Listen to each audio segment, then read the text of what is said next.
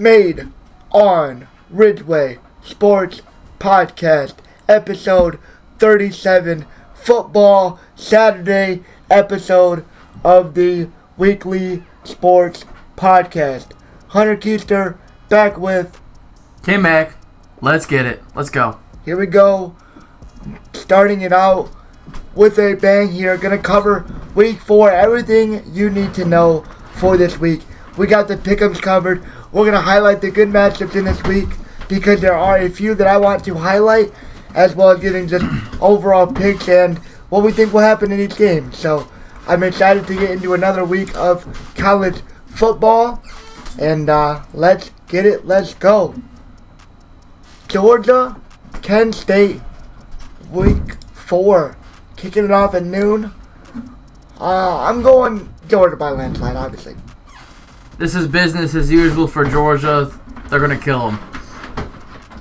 Yeah. Not much else to say for that one. Yeah, I think Georgia wins by like 3 scores, not close. Michigan, Maryland. I've kind of tossed back and forth on my score for this game. I'm going to pick the Wolverines to win, but the more this has went on, I flip back and forth from like a close 7 to 10 point game or a blowout 17 to 24 points. And as of right now, I think I'm leaning more towards probably a 17-point win. I'm going to take Michigan like 42 to 20. I like Michigan here to win 37 to 17. Okay. I think they'll cover it at least 20 points. Or 34 but to like 17. So like 17 points, maybe 20 for me. I wouldn't be surprised if Maryland was able to hang around in the first half, but I think once Michigan is able to get in the locker room and make the adjustments if they need to, I think that's when they can pull away. But I'm interested to see how Michigan's defense actually looks against somebody that's, decent. And Maryland's offense is no slouch, having Tua's little brother, obviously, and then their running back and receivers are not too bad. So should be an interesting matchup, but I do think the Wolverines win by at least a couple touchdowns. Yes, indeed. Clemson, Wake Forest. Big noon game here. One of the better, probably the best 12 o'clock game on the day. 3-0 teams, ACC matchup. I mean, I got a weird feeling about this game. I'm going Wake Forest with the upset. I'm taking Clemson to win this game handily. I think they smoke them. I'm going with the 7-point Wake Forest win.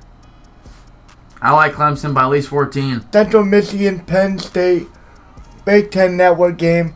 That's an easy 14-plus win for the Nittany Lions, in my opinion. Yeah, I don't expect Penn State to struggle at all in this game. I think they take care of Central Michigan relatively with ease. Baylor, Iowa State, Big 12 matchup. Both are 3-0 Iowa State, 2-1 Baylor, 17th ranked Baylor. Iowa State comes off a win versus Iowa, which was huge in a 10-7 game. I just don't think they have enough to beat Baylor in their offense that is substantially better than Iowa State's. So I think Baylor wins this game by 14 points. Yeah, believe it or not, Iowa State's favored here. But I'm kind of with you on the fence about I don't think Iowa State's going to be able to keep up score for score with Baylor. I don't think they have the offense capable of doing that. So I like Baylor on this one to win the game for sure. Pittsburgh, Rhode Island. An easy win, in my opinion, for Pittsburgh. And I didn't know they played where the Steelers played. Yeah, they've shared that stadium for quite some time now. The Pittsburgh Panthers don't actually have a university stadium? Nope. Wow. They play... Do they always play at Heinz Field too? Yeah. Okay. Yep, they would just change the venue that looks Saturdays and Sundays. Wow. I like Pittsburgh here to win the game, and still stay a low-ranked team. Tennessee, Florida, both teams looking good. 2-1 Florida, had a rough loss. Tennessee's 3-0. Hookers looked pretty good, but looking at Florida, their losses to a really good Kentucky team that's proven themselves so far. Mm-hmm. And now they take on a Tennessee team that's rolled in their games, but definitely haven't played the level of competition that the Gators have had to. Obviously, having to play Kentucky, and Tennessee's only had to play Ball State. Pittsburgh, I guess, is, but they had to play Utah too. Wow, I didn't see that. Yeah, that's substantially worse. Substantially worse. So, Tennessee's favored by 87%. That's crazy.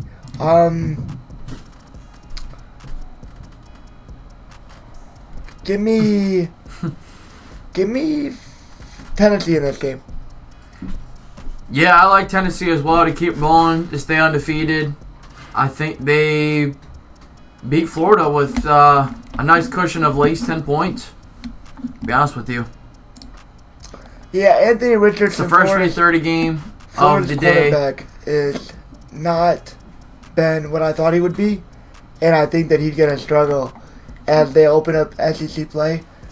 But I think it'll be relatively close throughout most of the game, with Tennessee pulling away late, in my opinion. But moving on, 3:30, Texas Tech, Big 12 matchup for the last time as Texas is moving to the SEC. Wow.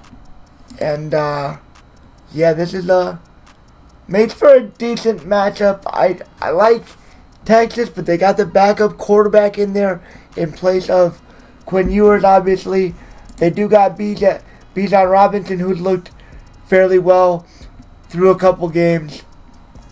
But, man, 80% favored for Texas, so there is a little bit of doubt that Texas Tech can get this done. Kurt, what do you think? I'm kind of thinking this over right now. What do you think?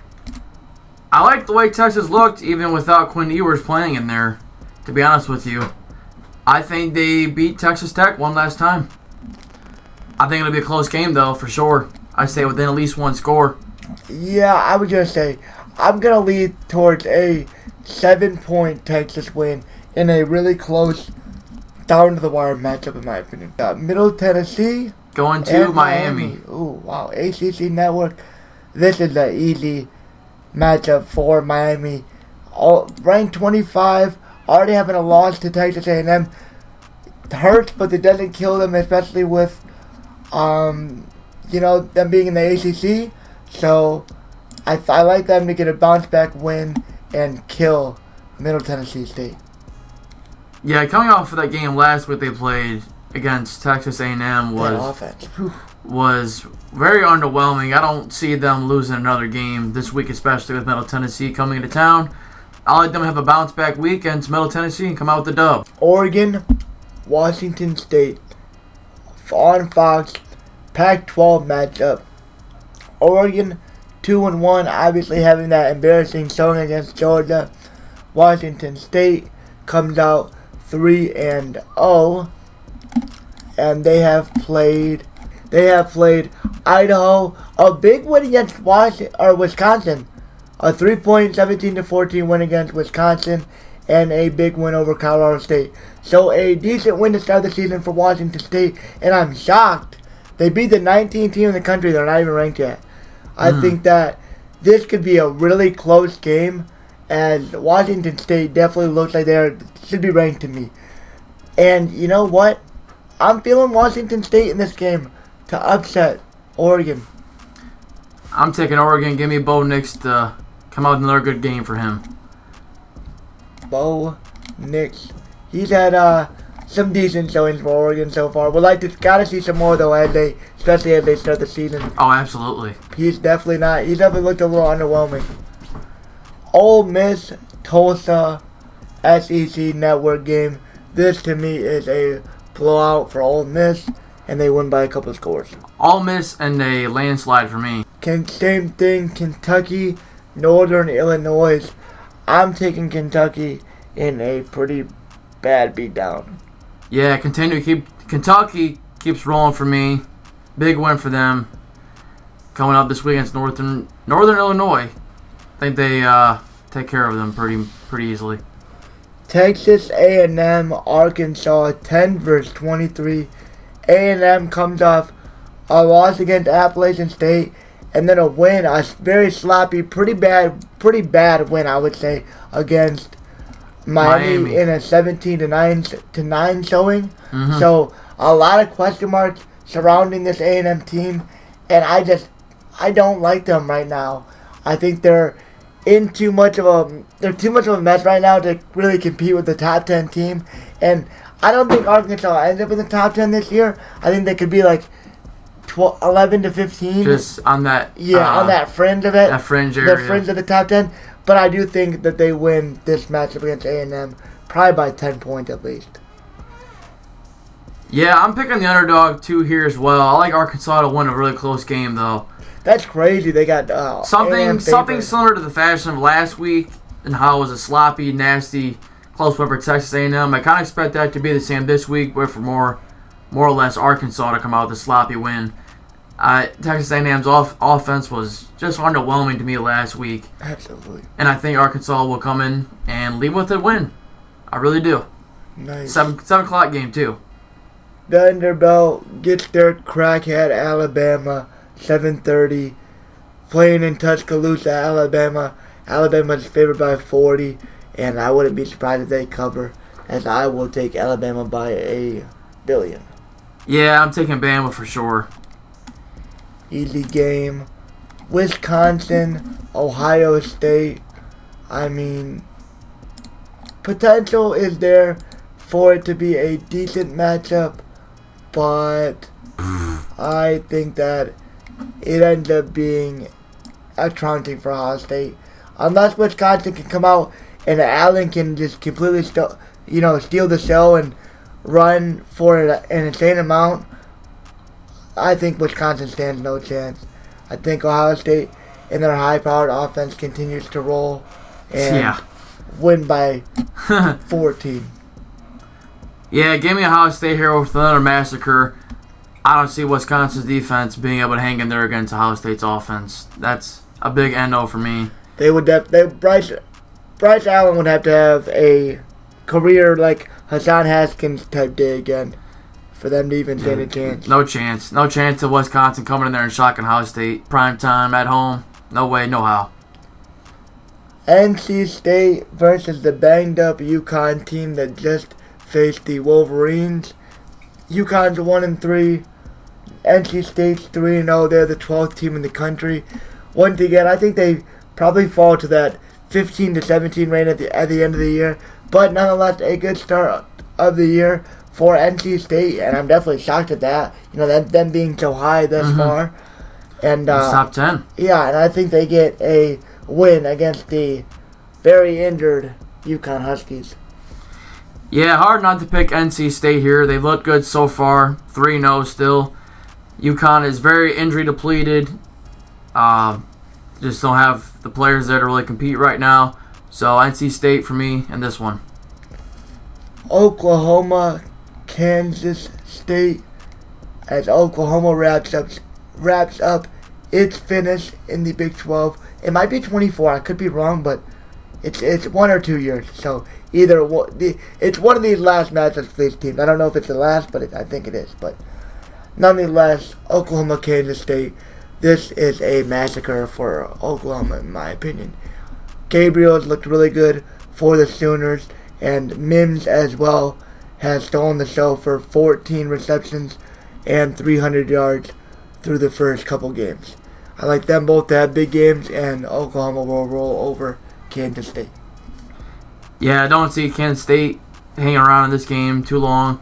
Just don't have the offense to keep up with Oklahoma. Always a pretty good offensive squad. I like them to keep rolling here. USC and that high-powered offense take on Oregon State in a night matchup. Oregon State is the home team. USC's offense has looked phenomenal thus far. Absolutely. Williams is as good as advertised. 64 of 86 for 874 and 8 touchdowns. Running back Dye has 30 carries, 227 yards.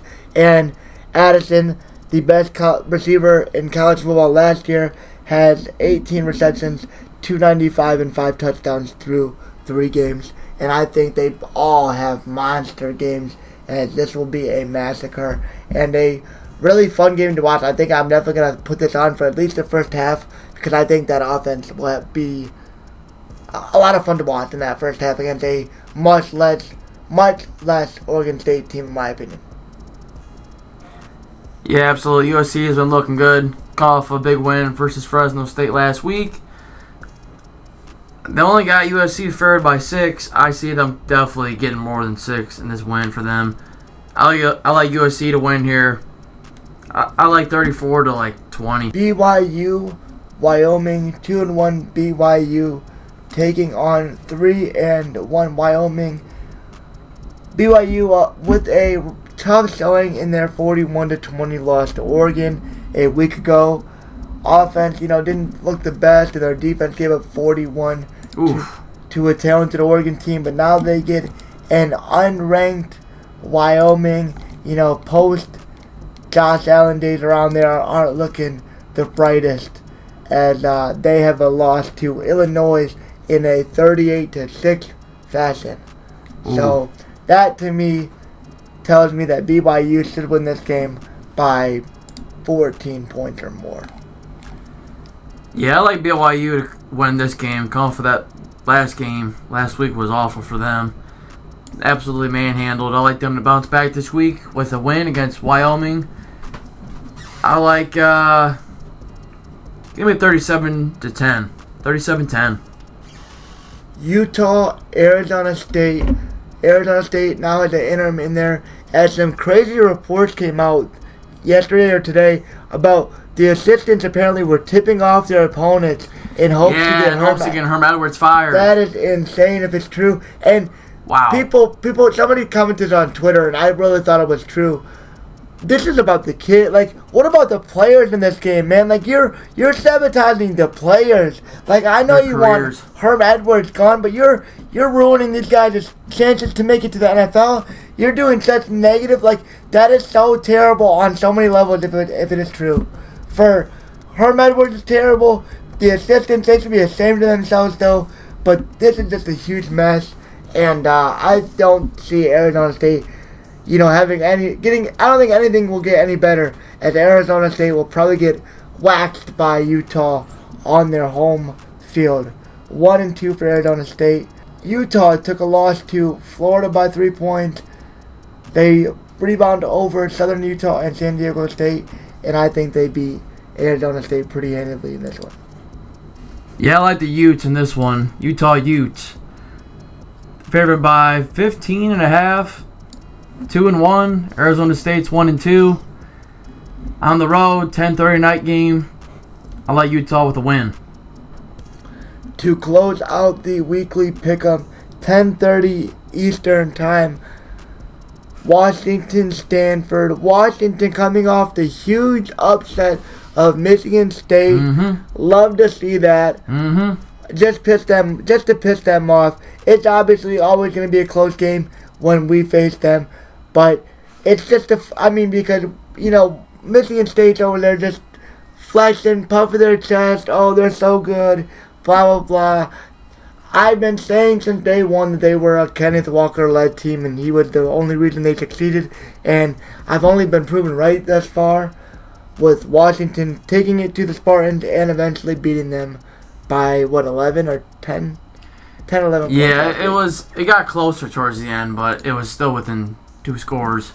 It was 39-28, so it was 9 points. Great win for Washington, and I do believe they will continue their winning ways against Stanford.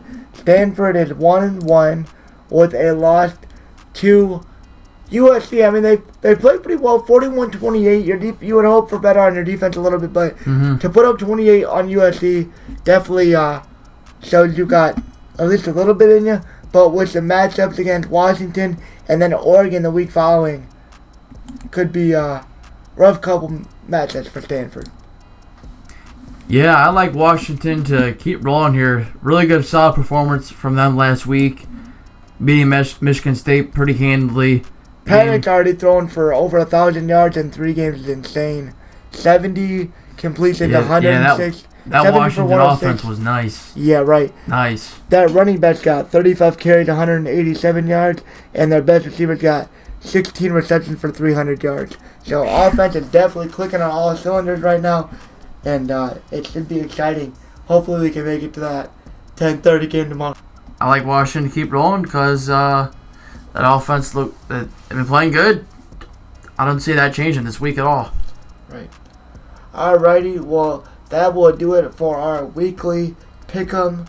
We will bring it back tomorrow to either check in the middle of the day, or we might just save it to the end of the day and do a whole big recap of the college football week. Absolutely. So we will see you tomorrow night, and go Blue. We're ready for the game. We're ready to go take it to Maryland, and I'm excited to see this offense perform and the defense show that they are for real, because I really do believe they are not missing a beat this year.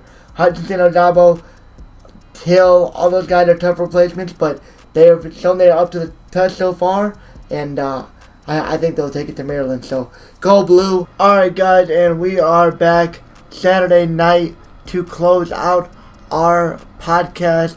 We are going to be reviewing what was a very good week in college football, with each time slot having a couple really good matchups. So starting off, we are going to touch on the late games before we get into the noon, because they are still on right now, as we are recording this podcast 12:54 a.m. 12:54 Eastern Time on Sunday morning. So Wyoming is down 10-28 to BYU as they look strong going into the fourth quarter. Arizona State fires Herm Edwards early in the week. They come out and they are down 31-6 to Utah. Ouch. With 4 minutes left to go in the third. What once was a dominant team, Stanford team. And look at them now. 27 down 27, right? Like to Washington. That would have never happened back in the day, what I was trying to say. Jesus. Ooh, back when Luck was there? Yeah. You're right, that's what I meant. McCaffrey. Back when all those guys, I would have thought Stanford was on their way to being pretty relevant for a while, and they've just fell on their face pretty much after Harbaugh left, right? He kind of leaves. David Shaw was good there for a while, and then he kind of got bad, and then ever since then pretty much was really when they got real bad. So that's crazy to see their downfall, but that'll really do it, as we will keep tabs on this night game slots as we finish up on the podcast. But we will kick it off with an interesting noon game as the Georgia Bulldogs took on the Kent State Golden Eagles. And for this being a SEC versus MAC school matchup, this game finishes 39-22 in favor of Georgia. This was a very close game. And I would be very hats off, and I'd be very proud of Kent State for this matchup to only lose by, 17? Yeah. Wow. Their quarterback, 14-21, 174 and a touchdown with a pick against a SEC defense. That's pretty good. Stetson Bennett's got to play better against a MAC school. Only 9 incompletions, but no touchdown on the day with all those weapons. How do you only get Brock Bowers? Oh, that's running. Brock Bowers had 2 rushes for 77 yards and 2 touchdowns. Jesus. Yeah, he had a 75-yard run to open up the first quarter. Their regular running back had 12 for 70, 9 for 44, and 9 for 41. So they got the job done on the ground. Brock Bowers, 5 for 60. Yeah, you got to think get him the ball more. Leading receiver was 6 for 65. Not bad for... Look at that. Kent State's receiving 7 for 106 and a touchdown. Devontae Walker against the SEC defense. At halftime, it was 13-26. And when Kent State scored in the fourth quarter, it was 22-32. 21 for 90 for Marquez Cooper on the ground for Kent State. What a day offensively for Kent State, and nothing to hang their heads about in losing this game. And they could be dominant in the MAC this year with their performance like this, but Georgia picks up the win, and we will move on down the schedule as we see Alabama takes on Vanderbilt in a beating 55-3. Not much to talk about. Vanderbilt, touch on them a little bit. Quarterback A.J. Swan, 13-26, 115. No touchdowns, no interceptions. Just a bad day offensively, obviously, against one of the top teams in the country. Their running back, 3 of 19, 11 for 17, and 5 for 11. Offensively, just couldn't get anything done. And receiving had 3 for 52, 6 for 32, 2 for 20. Alabama, Bryce Young, 25-36, 385, 4 touchdowns, no picks. Running the ball, 11 for 78, 9 for 63, 4 27, 321. Good day on the ground for Bama. Ja'Cory Brooks receiving the ball, 6 receptions, 117 yards, 2 touchdowns, 4 91, and 3 of 45. With the Trayshawn Holden getting a receiving score, as well as Gibbs getting a receiving score. So, good day for Bama in a 55-3 beat down of Vanderbilt. Business as usual. Right. Going and looking at Ohio State, they get a 52-21. Really bad. Just from A to B, we're going to win this game. Started off with the 21-0 first quarter and just didn't look back from that. We'll start with Wisconsin here. As Curry, you might have to walk me through much of this game, as I really wasn't watching any of this game. So Graham Mertz, 11 for 20 for 94 yards, a touchdown and a pick. How did he look in this game? How did who look? Graham Mertz, the Wisconsin. Wisconsin's offense couldn't really get anything going. No offense to speak of. Couldn't sustain any drives. I see Brendan Allen had a good day. 23 for 165 and a touchdown. Yeah, I guess, but heading into halftime, you're down 7-31. Yeah. That's a reflection of bad defense, obviously, and your offense not being able to stay on the field at all. And Ohio State just poured it on from the start. They score within 2.5 minutes. They get the ball back. They score again. Then the next time Ohio State's on defense, after being up 14-0, they get an interception, which was a horrible read, a horrible decision. Just a bad miscommunication between him and his receiver. Those are right to Ohio State. They're right there, first and goal, run it right in. So, business as usual for Ohio State. Just, what can you say? That offense is no joke. Yeah, they got a really nice 1-2 punch in Travion Henderson and Mayan Williams. 21 for 121 for Travion Henderson, and Mayan Williams 11 carries for 101 and 2 touchdowns, as that is a great 1-2 punch to complement C.J. Stroud. He goes 17 for 27, 281, 5 touchdowns, and an interception. That's just insane efficiency.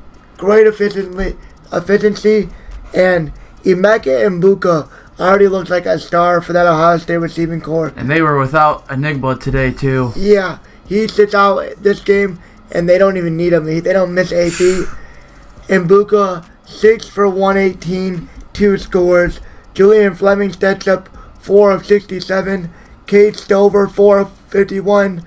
And Marvin Harrison doesn't even really do much, 3 of 45. And even he, he's a star, and he doesn't really do much, and it doesn't matter. So, just a big win for Ohio State as they open up their Big Ten play with a big win. Mm-hmm. We will cover the Michigan Wolverines 34-27.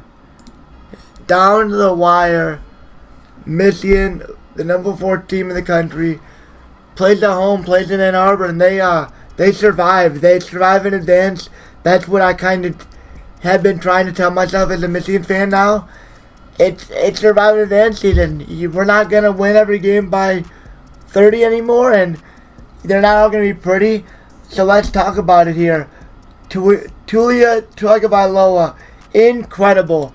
This Maryland team shocked me. And I think in the first half, I think they shocked the Michigan Wolverines too. Because Tulia Tagovailoa and this Maryland offense looked great and gave Michigan the shock of their life, only losing to Michigan by a touchdown. And Tagovailoa's stat line, 20 of 30, 200 yards, a touchdown and 2 picks. Mm-hmm. The backup comes in. He goes 5 of 9 for 62 yards and a touchdown. He played like the final drive or two, as they don't want to have Tagovailoa taking hits and getting him injured in a game that they knew they probably weren't going to win. Running the ball for them. Michigan got it together in the second half. I feel like their rushing defense wasn't the worst in the first half, but it definitely wasn't the best. But going into the second half, I felt like they came out and they played a lot better in that regard. I think Maki Smith played a lot better, got it better, made some noise in the run game, and their running back finishes with 16 carries for 48 yards and 8 carries for 39 yards, and Tagovailoa rushes for 4 carries and 20 yards. We was kind of running the ball good, and they kind of went away from it, which surprises me. Yeah.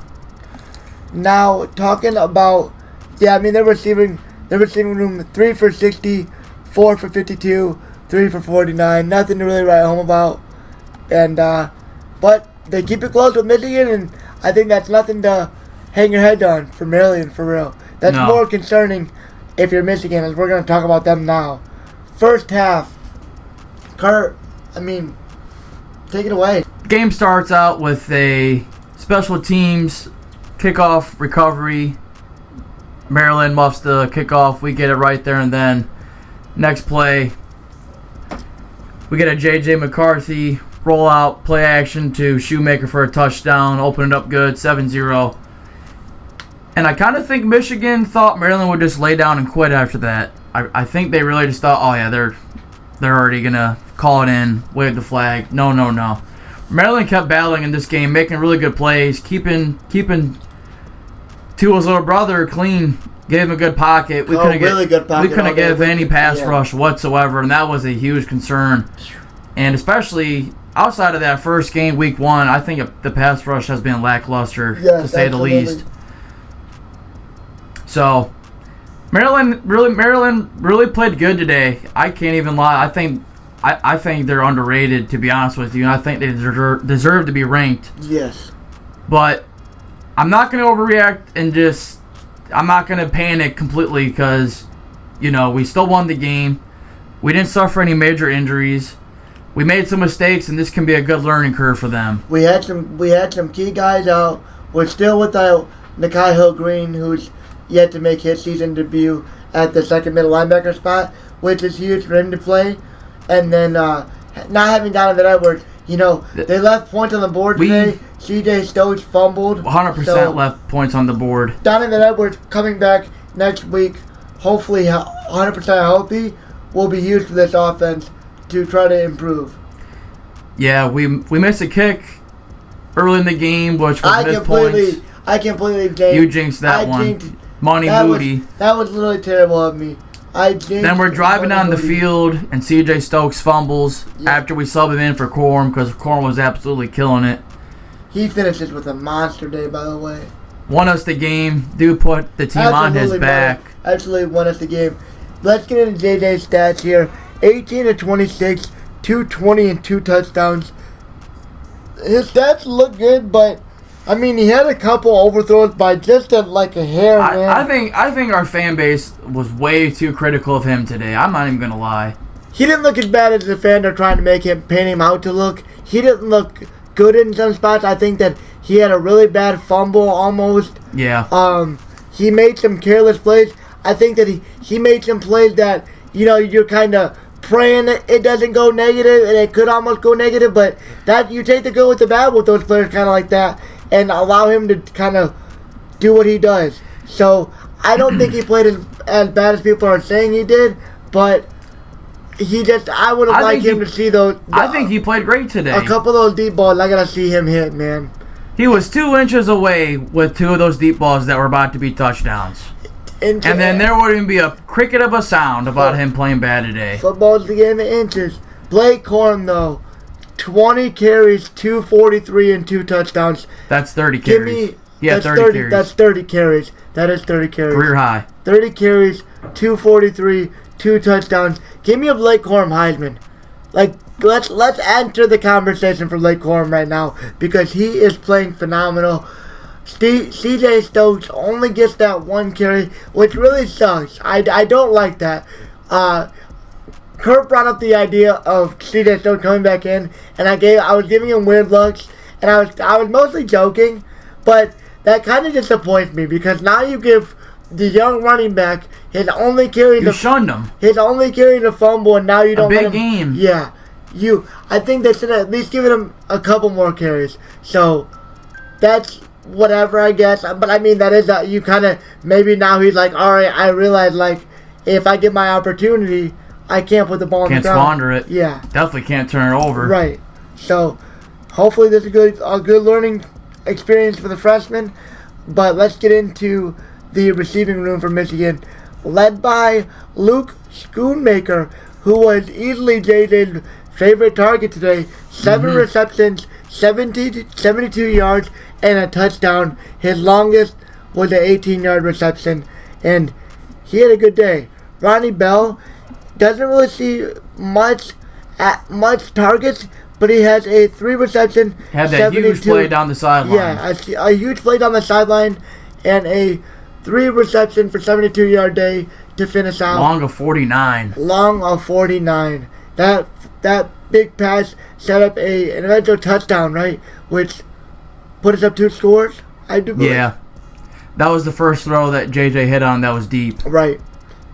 Cornelius Johnson, 3 for 27. That's not bad at all. And Roman Wilson. Roman Wilson had that touchdown when he did the crossing route kind of deeper across the field, wide open. Would also like to see him get a couple more looks, but there's so many mouths to feed. That's the problem. There is. But he makes the most of it. 2 for 25 and a touchdown.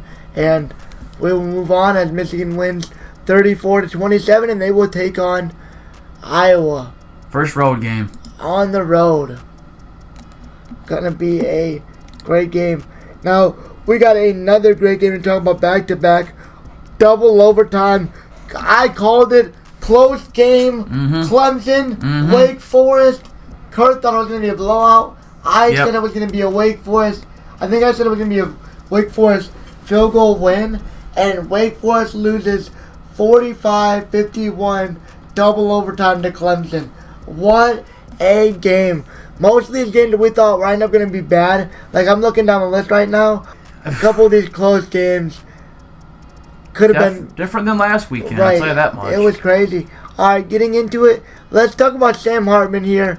He had a great game. We'll talk about his ending at the end. But Sam Hartman, look at his stats: 9 incompletions on the day, 20 of 29, 337 and 6 touchdowns, no interceptions on the Clemson defense.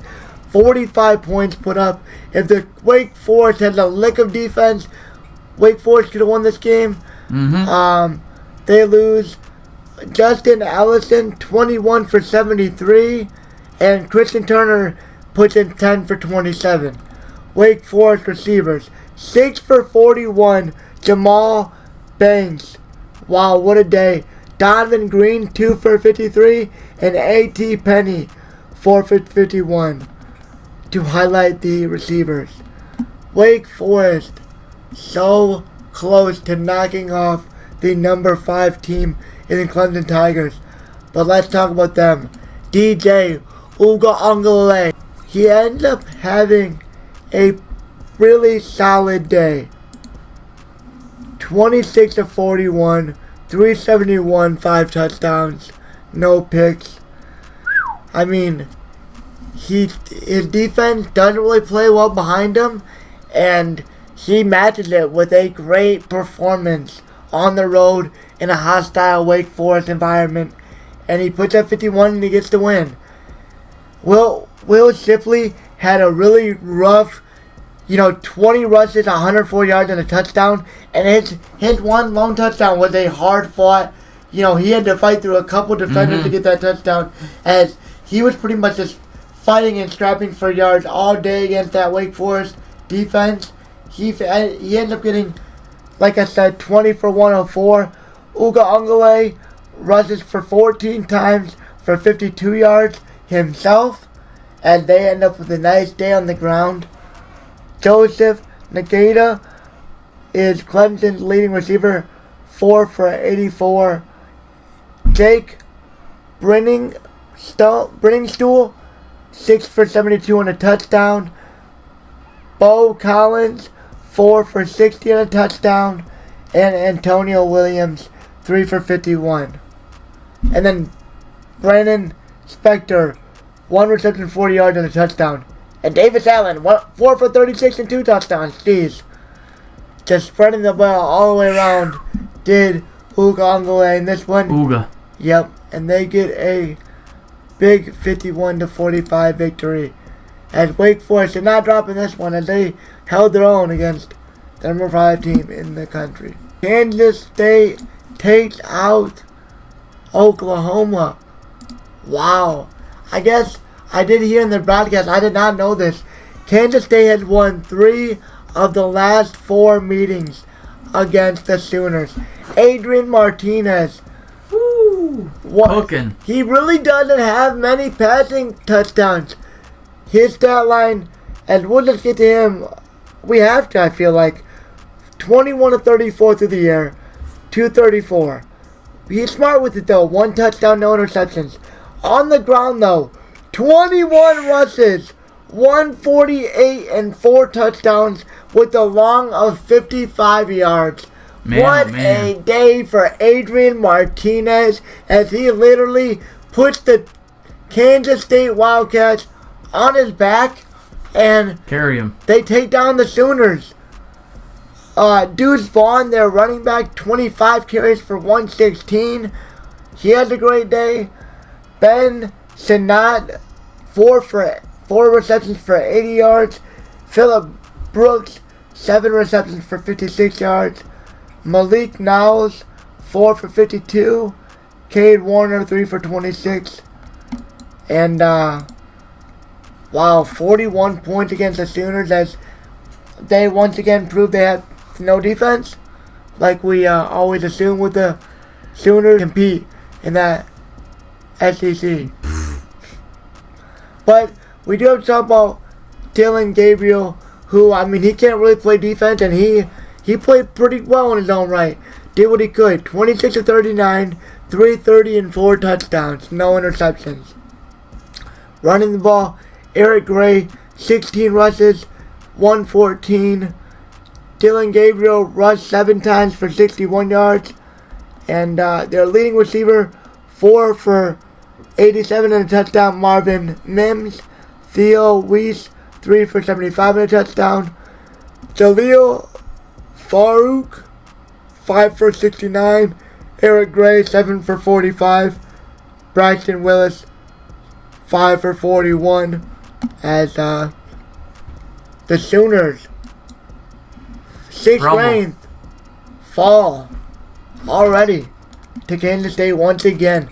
That's crazy. That's their kryptonite. What do you make of these matchups so far, Kurt? Like, for what you thought these matchups would be, what do you make of this college football week so far? I see surprises everywhere.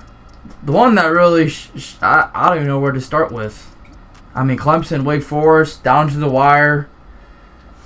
Oklahoma losing to Kansas State. And we haven't gotten to some of the other games. Right. USC, Oregon State. Wire. We got to talk about that one next. 17-14 win as the Trojans and that high-powered, quote-unquote, Trojan offense struggled against the Oregon State Beavers. As we'll talk about the Beavers first. Chance Nolan might have had the worst. He had a chance to go down and at least get a field goal to win the game, and he might have had the worst possession I've ever seen in my entire life. As he throws 3 or 4 passes in a row that were almost picked off. Yeah, it was 3. Before finally, eventually throwing a tipped pass that was intercepted by USC to win the game for them. That was the worst quarterbacking I've ever seen, and his day was absolutely awful. I mean, 16 for 26, oh my gosh, 158. He averaged 6 yards of completions, but no touchdowns, and 3 interceptions. Man, Oregon State's defense played great today. They had 4 turnovers. Yeah. And USC only put up 17 with that touchdown coming at the end of the fourth quarter. Yeah. To allow 10 points with 3 turnovers. Wow. Right. Especially against that high-powered offense. That says a lot. They got nothing on the ground. Deshaun Fairwick, 11 for 29, 5 for 14. Damian Martinez, but I mean their leading receiver, 5 for 44. Lindsley, Antonio Gold, 4 for 40, 1 for 30, and 119. I mean, they almost got it done against the number 7 Trojans. But let's talk about Caleb Williams. 16 for 36, 180. Only averaged 5 yards of completion for 1 touchdown and no interceptions. Underperforming. Yeah. That offense definitely struggled in Pac-12 play, as it's a little relieving to see these teams struggle like Michigan did, especially against these lower-ranked teams, because there's no way Oregon State's anywhere near Maryland. So, no. Looking at the running backs, Travis Dye, 19 for 133. He had a great day. 1 touchdown along with 36. Caleb Williams ran 9 times for 27 yards. Jordan Addison must not have played in this game. I think he sat out. Tazan Washington, 6 for 67. He got 3 receptions, and I think he actually had the touchdown that brought them ahead. Who did? Jordan Addison. It shows him as just lines through his stats for me. No. Really? No stats or anything. I don't know. But USC just barely squeaked it out. Nail biter. What a finish though. Been a common theme today. Right. Everybody, literally everybody just closed down to the wire game. Northern Illinois played Kentucky. Yep. 31-23. Close game here, as Northern Illinois almost knocks off the number 8 ranked Kentucky Wildcats. Let's talk about Northern Illinois first. Ethan Hampton, 13 for 25, 196 and a touchdown. Played pretty good. Almost got the job done. Would have liked to see maybe another touchdown pass, but played good in his own right. They had a backup come in, Thornton, and he was one for 3, 1 for 1, 3 yards and a touchdown. I don't know how that happened, but okay. Their running back, Harrison Wally, 18 for 63, and they had another one, 6 for 37. The receiving didn't do anything special. 1 for 63, 3 for 55, 6 for 37. Just not really good enough to win, but played really good, played close, played Kentucky real close. So let's talk about them. Will Lewis, 18 for 26, 300 yards, 303, 4 touchdowns. Their rushing attack was Kabanzi Smoke, 12 rushes for 85 yards. And their best receiver, Tavion Robinson, 7 receptions for 147 and 2 touchdowns. And Berrien Brown, 4 receptions for 100 yards and 2 touchdowns. Wow, what a duo for Kentucky. Wow. That's insane for them. Nice. That's a receiving duo to look out for sure. Put up those kind of numbers. Good, nice, close win for Kentucky as well. As we get into a really good SEC matchup, Arkansas, Texas A&M, as A&M gets the win. Survives. They survive after Arkansas's kicker misses a 43-yard go-ahead field goal with under a minute to go, as it was off the top of the right upright, and back towards the goal line. Oh, man. Just couldn't make it over. Hit off the top. And that's how close they come in football sometimes. Hurts for the field goal kicker, but, great game for both these teams as A&M looks to avenge their loss against Appalachian State. Looking at the Razorbacks here, KJ Jefferson, I know he did have a costly fumble in the red zone that led to a touchdown off the handoff. Remember that play? Yes. But throwing the ball, Jefferson was only 12 of 19. He only had 19 completed passes, 171 and 2 touchdowns with no interceptions. I mean, he almost got the job done, but only 19 completed passes is crazy. KJ Jefferson did it all himself today, apparently, also leading the team in rushing. 18 carries for 105 and a touchdown. Wow. As he looked to just do it all. His running back had 17 for 68. Best receiver, 2 receptions for 57 yards, 5 receptions for 56. Nothing too crazy there. And looking at Max Johnson, I mean, similar, not really too crazy numbers. 11 for 21, 151, 1 touchdown, no interceptions. Running back was 19 carries for 159 yards. That's a pretty good day. Max Johnson ran for 13 carries for 39 yards himself. That's a pretty good day for him. Best receivers, Donovan Green 3 for 50, Evan Stewart 3 for 36. Has a close SEC matchup and some man offenses here. Absolutely. One down the list. Another really good 3:30 matchup. Tennessee stuns Florida as Tennessee gets a big win on their home field. Their quarterback, I'm looking at his stats already. We got to start with Anthony Richardson though. I mean, he didn't look bad. I fell asleep around halftime, so I missed like the second half, unfortunately. But Richardson's stat line, looking at his stat line, 24 of 44, 453 yards though, 2 touchdowns, 1 interception. So not a terrible day. Definitely could use a better completion percentage, but also rushes for 11 for 62 and 2 touchdowns. You would like your running back to have more than 9 for 35 for sure, as they had 9 for 35 and 8 for 26 and 8 for 18 and a touchdown. No production on the ground besides Richardson. They lose this one. Tennessee gets a much needed win. Look at those. Wow, look at that. 4 really good receiving days though for Florida.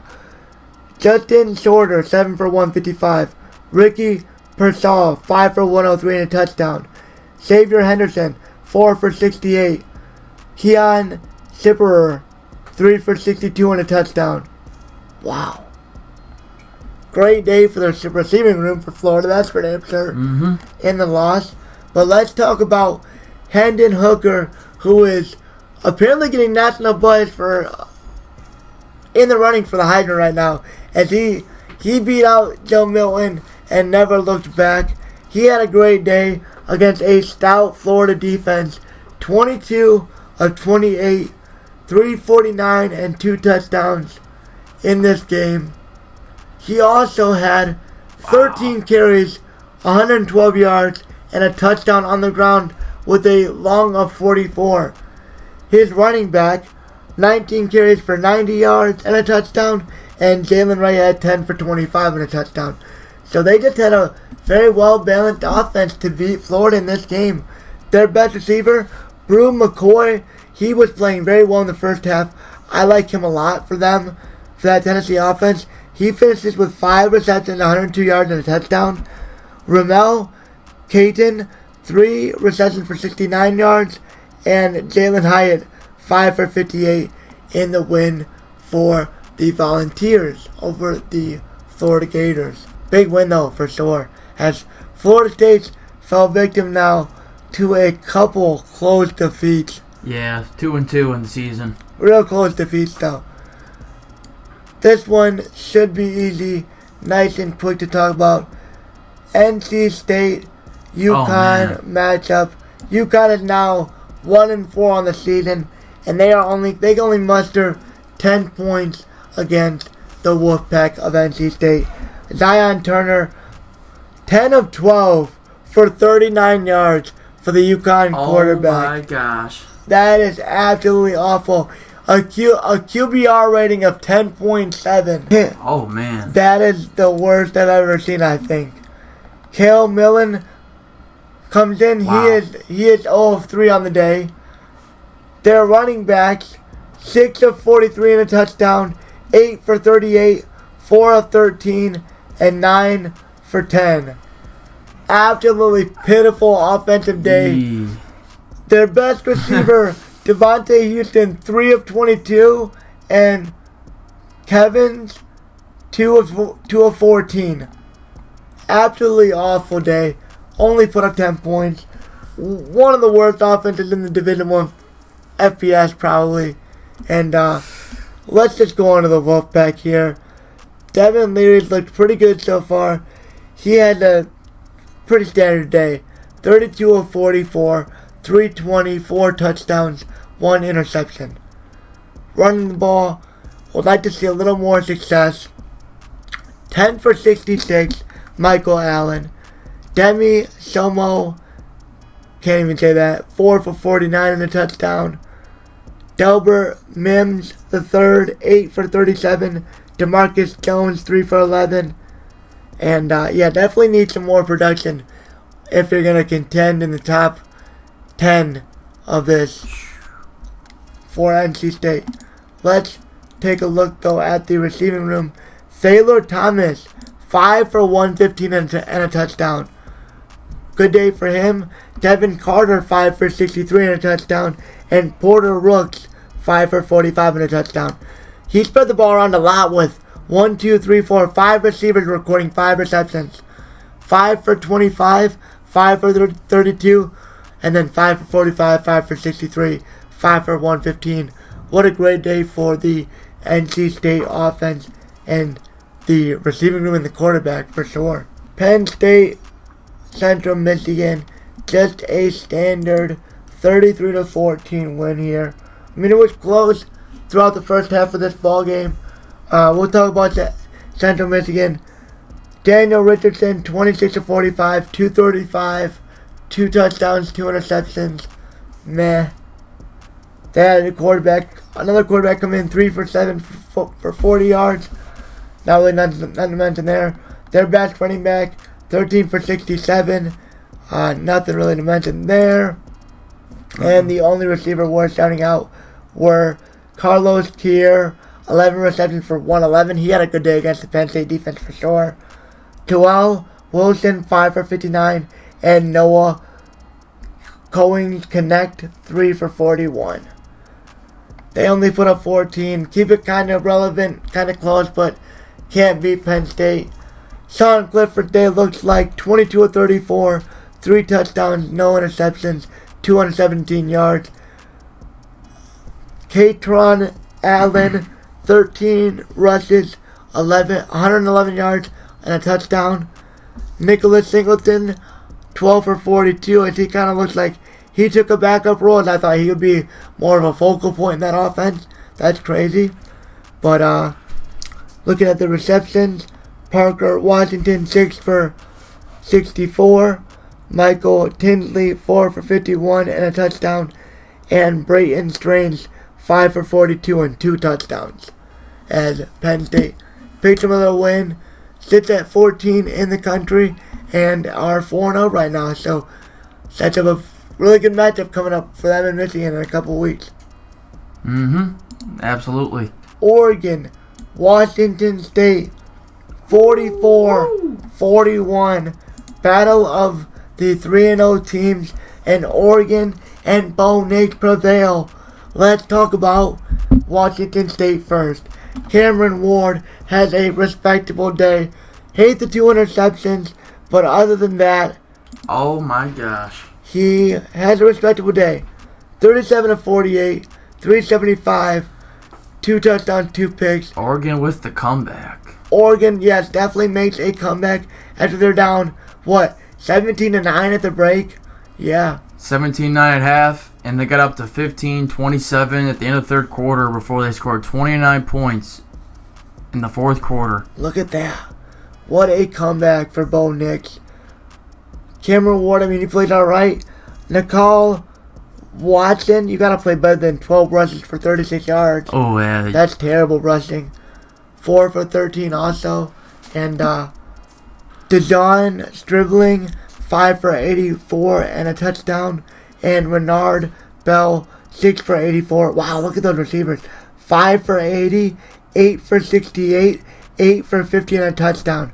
Great day for the Washington State receivers. Wow. Cameron Ward definitely spread the ball around in his 37 completions. And they looked really good against that Oregon defense. But let's talk about Bo Nix now. And that great comeback that he had to stun Washington State. He finishes his day 33 of 44, 428 through the air, almost averaging a first down per completion, 9.7 yards, 3 touchdowns, 1 interception. They had a backup come in 1 for 1 for 18 yards. That really doesn't matter. Marquise Irving, 11 for 81, and Noah Woodington, 11 for 69. They have decent rushing on the ground. Like to see a little bit more, but that's not terrible. As Bo Nix also rushes for 6 for 30. So, receptions. Troy Franklin with a monstrous 5 for 137 and a touchdown. And Chase Cota, 7 for 84. Chris Hudson, 5 for 72. And Marquise Irving, 5 for 38 and a touchdown. As Oregon comes from behind. Man. They needed the win.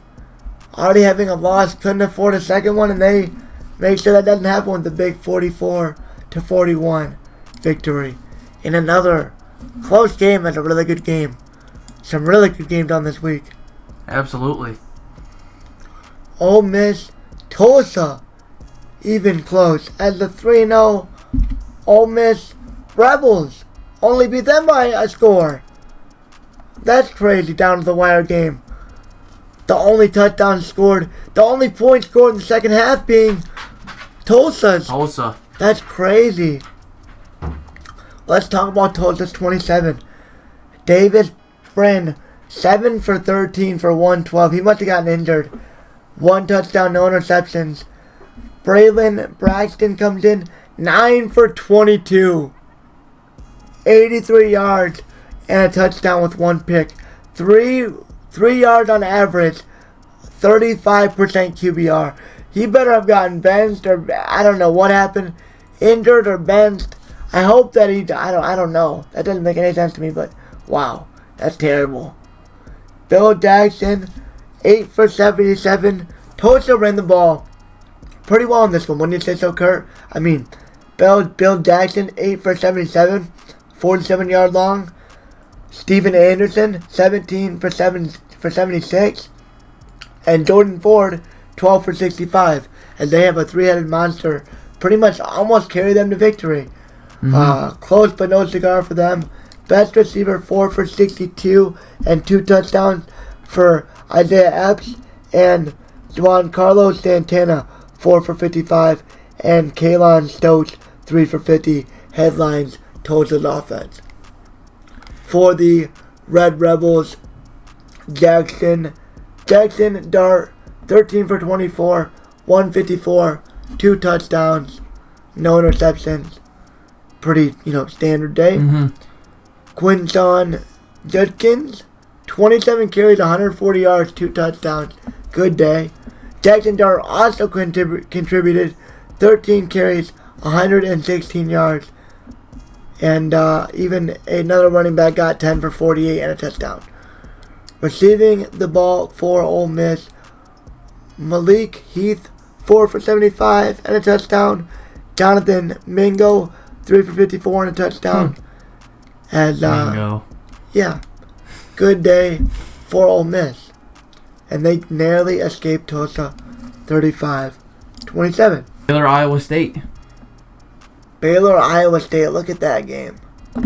31-24 Alright. Looks like a game that was pretty low scoring to the end as Iowa State scores 10 in their hopes to come back. We'll talk about them first as the Matt Campbell-led Iowa State Cyclones almost upset the 17th ranked Baylor Bears. Hunter Deckers, 23 of 36, 284, 2 touchdowns, 2 interceptions. He plays a man day in the loss. Would have liked to see him not throw the 2 interceptions, but Brock, the running back, 14 rushes for 73 and a touchdown. And their best receiver, Galen Noel, 7 for 120 on the Baylor defense for Iowa State. That's pretty good. And another receiver, 8 for 84 and 4 for 55, headline the Cyclones offense. For Baylor, Blake Shapen, 19 for 26, 238, 3 touchdowns. Good, really good day for him. Richard Reese, 21 for 78 and a touchdown. And Craig Williams, 10 for 36. Kevin Holmes, 3 for 92 and a score. Hale Presley, 2 for 50. 5 for 39 and a score for Ben Sims. And 2 for 23 for Drake Dabney for Baylor. And that will do that game very quickly. Ooh. Boom, boom, boom. Texas. Boom. Losing in overtime to Texas Tech. What a matchup. Bijan Robinson fumbles. He's a bum. He's a bum. I hope my Texas friend listen that likes this. You know who you are if you're listening to this. He's a bum. Bijan Robinson does not even compare to Blake Corum. Bijan Robinson's a bum. And Texas loses another one early on in the season. 37-34 to Texas Tech. Hudson Carr, the backup, can't get it done for him. 20 of 30 for 277, 2 touchdowns and a pick. Not a bad day for him by any means. Bijan Robinson, 16 for 101, 2 touchdowns and a fumble. Jonathan Whittington, 4 for 53, but you got to get Xavier Worthy more than 3 for 15 and a touchdown. He's a stud receiver. He'd be doing amazing things at Michigan. I wish he would have went there. That's tough. But Davion Sanders gets 5 for 40 as Texas puts up 34 points, but their defense can't hold anything, and they lose. Yikes. As Donovan Smith, 38 of 56 passing, 331 and 2 touchdowns. Just throwing the ball all over the place. I just want to mention, there was about close to 900 yards of combined offense in this game. Yeah, this is insane. 900 yards. The running backs for Texas Tech, Thompson, 17 rushes for 70 yards and a touchdown. Donovan Smith, 15 for 42 and a touchdown. Todd Brooks, 12 for 36. Altogether, 44, 148, 2 scores. Good day on the ground for a normal, pass-heavy Texas Tech team. Through the air, Miles Price, 13 for 98. Baylor Cup. Oh, the second coming of... Oh, no. Cooper. 4 for 65 for Baylor and a touchdown. Trey Cleveland, 1 for 35. And J.J. Sparkman, 4 for 35. As Texas Tech gets the win and improves to 3-1 on the season, as they definitely should be ranked going into next week. Texas could drop out of the ranking at 3-2. I think they will. They should. Pittsburgh beats Rhode Island by a couple of scores here, 45-20 in a pretty standard game. Rhode Island's quarterback, Keister Hill, 17 for 30, 223 and a touchdown. He just didn't have the defense behind him really to win this game. Marquez DeShields, 10 rushes for 82 yards and 2 touchdowns. As he runs the ball pretty well. Their best receiver, 4 for 55. And then 2 receivers went 2 for 50. As the Rhode Island offense does good, but not enough to take out Caden Slovis and the Pittsburgh Panthers. Slovis, 20 for 27. No passing touchdown on the day, which is a little concerning for the 3-1 Panthers. But that running back was killing it. He does. The running back runs very well with 4 touchdowns on the day. And Caden Slovis had 189 through the air. So really can't complain with a 45-24 win as well. 19 for 177, 4 scored, long on 67. His backups for 7 for 51 in the score. They all play really well. Conte Mumfield, 5 for 42. And Carter Johnson, 1 for 41. And Bub Means, 6 for 38. See the bulk of the work for Pitt in the win. We forgot another upset. Oh, Middle Tennessee versus the U. In a shocking upset. Josh Gaddison getting fucking flamed. You love to see it. He left. He didn't feel wanted in Ann Arbor. I hope you feel wanted now, Josh Gaddis. That's all I'm gonna say. I got nothing negative to say about you, but I just hope you feel nice. I hope you feel nice and wanted now, as your star-studded Heisman hopeful quarterback gets benched against Middle Tennessee State. Man.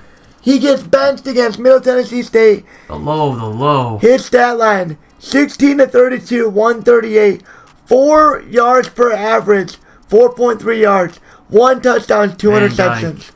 2 interceptions for Van Dork, 17.9 QBR. He is absolutely terrible. The backup comes in, looks better, 10 of 19 for 169. I mean, wow, what a terrible day for the U, and look how the mighty has fallen there.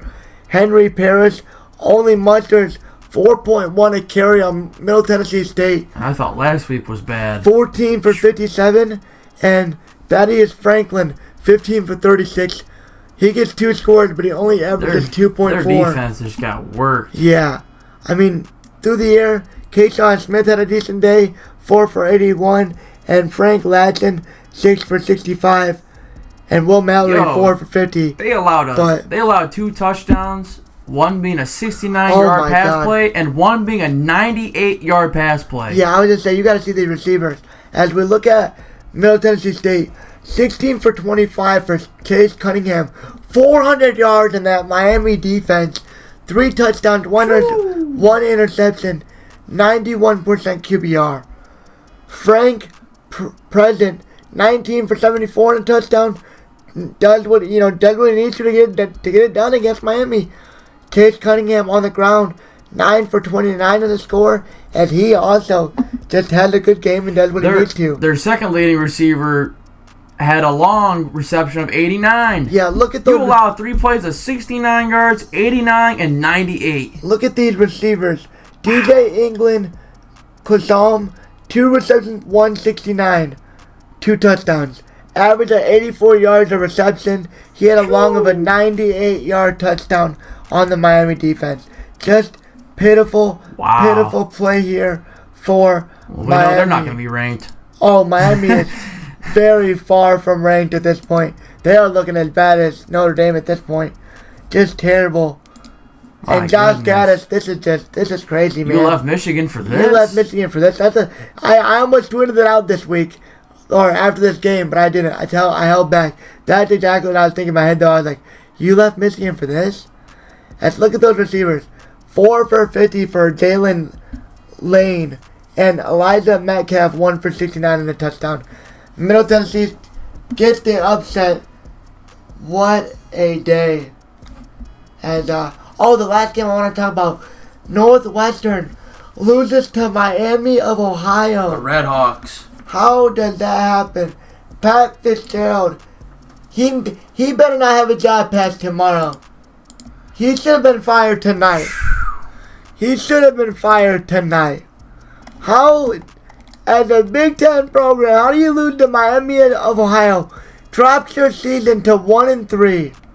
Look at this game, Kurt. 17-14. Looking at Ryan Helinski, 24 of 42. He is out here struggling. That's abysmal. He's struggling against. Can't even throw a touchdown against Miami of Ohio. That's embarrassing. Running back Evan Hull, 21 rushes, 62 yards, average of 3 yards, struggling to run the ball against Miami of Ohio. This is crazy. I mean, they had Malik Washington have a nice game, 8 of 81, but other than that, just everybody on the Northwestern Wildcats struggled in this one, it looks like. As looking over at Miami. Miami's quarterback only has 7 completed passes, and they win the ball game. As he goes 7 of 19 for 62 yards and a touchdown. Fitzgerald's got to go.